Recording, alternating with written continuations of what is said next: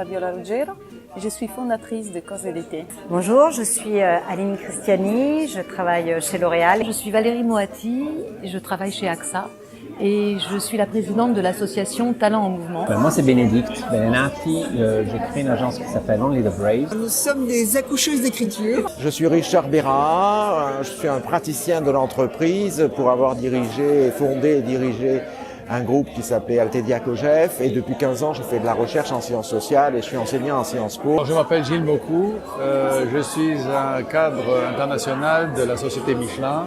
Je suis Emmanuelle Brava, je travaille comme directeur de la communication interne et de l'accompagnement du changement au sein du groupe Spilatignol. Je m'appelle Frédéric Leroy, je suis artiste de spectacle. Donc je m'appelle Anne Endry, je suis historienne de l'art et critique d'art.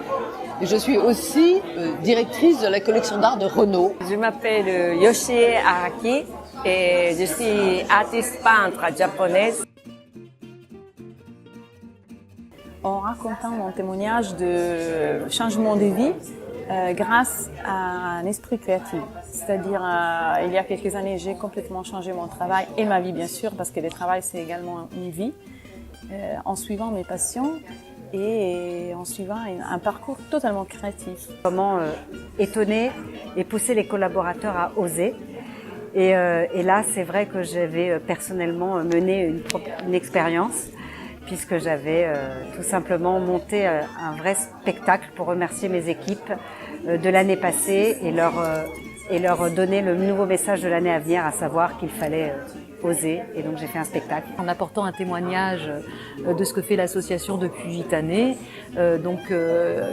Ces missions d'installer l'art dans l'entreprise par et pour les collaborateurs vont impliquer du lien entre les gens, vont donner une bouffée d'oxygène dans la journée de travail. Mon histoire dans le livre, elle est très simple. Un jour, j'ai proposé à un patron de lancer avec 300 dirigeants un spectacle qui n'existait pas et de leur proposer de l'organiser en quelques heures pour voir ce qui se passait. Ça a été une vraie aventure. Avec cette vision qu'elle avait de la créative attitude, eh bien on est parti et on a cheminé ensemble pour les aider avec Guillaume à accoucher de leurs projets, de leurs idées et puis d'écrire le livre au fur et à mesure. Nous avons une expérience passionnante autour des neurosciences et de la musique dans un grand groupe de distribution français où nous avons, avec 150 cadres, organisé une mission qui visait à favoriser leur adaptation au changement, en musique bien évidemment.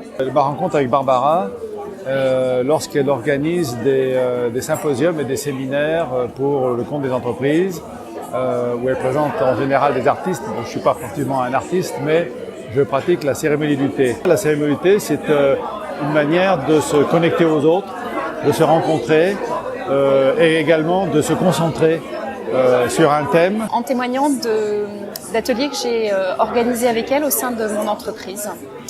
Et il se trouve également que j'ai apporté ma contribution à travers des extraits d'un travail que j'ai réalisé, d'un travail de recherche que j'ai réalisé il y a quelques mois sur les sens et le coaching d'organisation.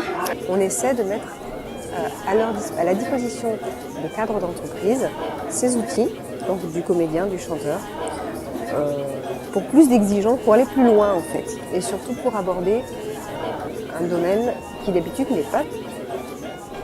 J'ai décidé de contribuer à plusieurs titres, c'est-à-dire que nous avons fait un entretien ensemble sur les rapports de l'art dans la grande entreprise.